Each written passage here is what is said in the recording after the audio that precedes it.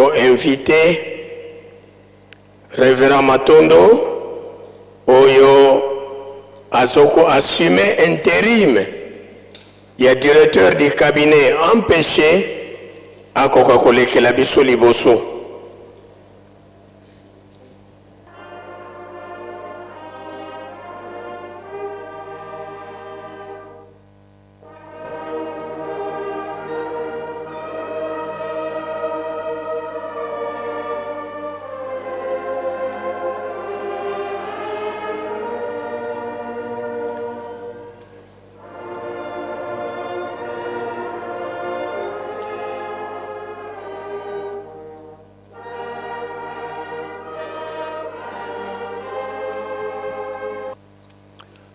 Au nom du Père, du Fils et du Saint-Esprit, avec la permission du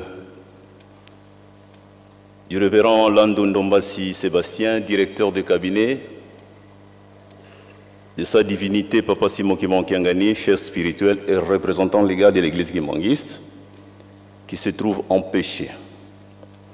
Nous allons lire un mot de circonstance à l'occasion de cette grande journée où nous célébrons le 104e anniversaire depuis la condamnation injuste à mort de Papa Simon Kimbangu le 3 octobre 1921. Au nom du Père, du Fils et du Saint-Esprit, au nom de sa divinité, Papa Simon Kimon Kiangani, chef spirituel et représentant légal de l'église kimbanguiste, nous avons l'honneur et le devoir de vous présenter premièrement ces salutations paternelles et de vous souhaiter la bienvenue ici en Kamba, Nouvelle-Jérusalem, terre natale de Papa Simon Kimbangu, berceau du kimbanguisme, ville sainte et siège international de l'église kimbanguiste, où nous sommes venus rassembler autour de notre Dieu afin d'honorer son nom majestueux à l'occasion du 104e anniversaire de la condamnation à mort de manière injuste par le pouvoir colonial belge le 3 octobre 1921. Distingués membres du clergé de l'église kimbanguiste, distingués invités à vos titres et qualités, du 3 octobre 1921 au 3 octobre 2025, jour pour jour, voici 104 ans passés de mémoire, de souvenirs,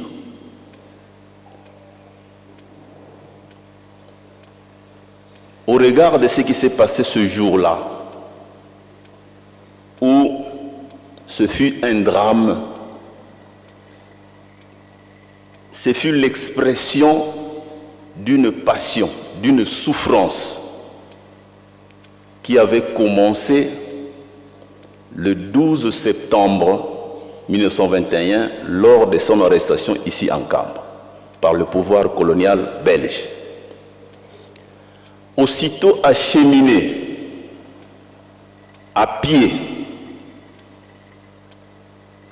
pieds et mains liés, enchaîné jusqu'à Nzundu, où il fut incarcéré. Le lendemain, le voilà emprunter une voie piétonnière de Kamba jusqu'à Mbanzangungu, anciennement Tisville. C'est ce que nous appelons le chemin de la passion. Près de 54 km à pied, avec tout son monde. Il arriva enfin à Tisville, il y fut emprisonné. Et c'est seulement le 26 septembre 1921 que s'ouvrit son procès. Son procès dura 7 jours, du 26 septembre au 3 octobre 1921.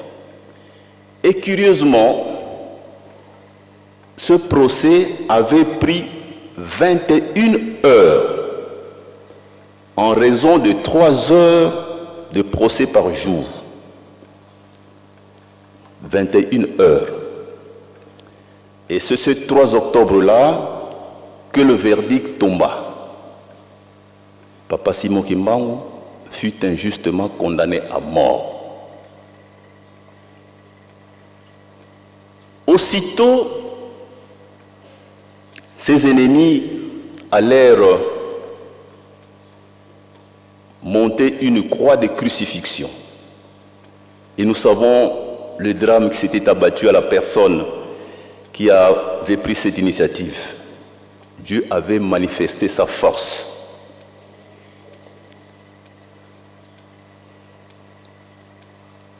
Pendant ce moment, Maman Mouilo fut frappée par une furoncle sous l'aisselle. Nous savons comment cela s'est terminé. Négligée par la classe coloniale, Maman Mouilo fut guérie mystérieusement par Papa Simon Kimbangu, sous l'œil de l'homme blanc. Dans le même procès, un enfant de 7 ans, Papa Kisolokele Lokelo Daniel Char, fut jugé lui aussi, avec menace d'être giflé par un policier. Là aussi, Papa Simon Kimbangu avait manifesté sa puissance. Et pendant ce procès, voilà que le mur du tribunal s'était fendu. Là aussi, Papa Simon Kimbangu avait manifesté sa puissance sous la barbe du colonisateur. Et c'est toujours là, en Mbanzangoum, en marge de ce procès, que le train qui devait le transporter à Léopoldville refusa de démarrer. Là encore, Papa Simon Kimbangu avait manifesté sa puissance sous le regard médusé du colonisateur. On pourra en citer bien d'autres réalisations. Nous allons nous limiter là. C'est autant dire que la journée qui nous réunit aujourd'hui, derrière Papa Simon Kimbangu, qu'il a si justement remise entre les mains de la grande chorale des dirigeants, si fortement mobilisée ici en Kamba, Jérusalem, n'a qu'un seul sens: venir honorer le nom de notre Dieu, le magnifier, le sanctifier, et surtout construire avec lui l'œuvre éternelle, bâtir et construire une Kamba nouvelle Jérusalem. Voilà les devoirs qui nous réunissent ici.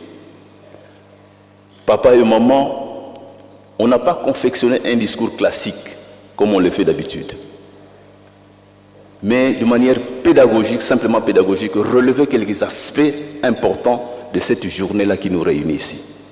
Papa Simon Kimbangu fut condamné à mort. Un certain 3 octobre 2011, Papa Simon Kimbangu en sort victorieux, toujours en Mbanzangoum, puisqu'il a été dit kuna ngongo, kuna diakangamena, kuna ngongo, kuna mpedi kutukila. Le 3 octobre 2011, nous étions tous en Mbanzangoum.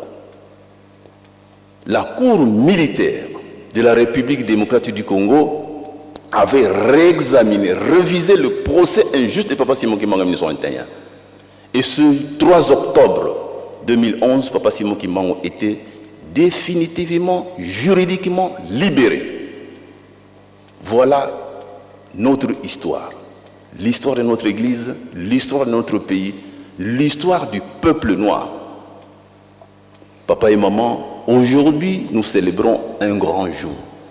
C'est pourquoi, en nous vous remerciant, au nom de sa divinité, Papa Simon Kimbangu d'être venus si nombreux, nous qui sommes ici, nos familles qui sont restées, nos amis et connaissances, les sympathisants, s'associent en ce moment avec nous, puisqu'ils nous suivent en direct.